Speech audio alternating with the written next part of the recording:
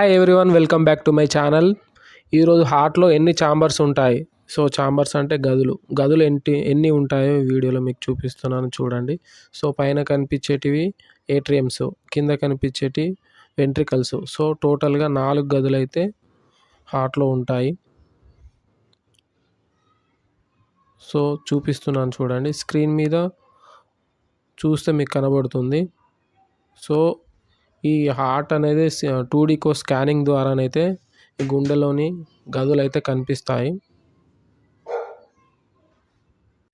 నా వీడియో నచ్చితే లైక్ చేయండి, షేర్ చేయండి, మరియు సబ్స్క్రైబ్ చేయండి. Thanks for watching my video.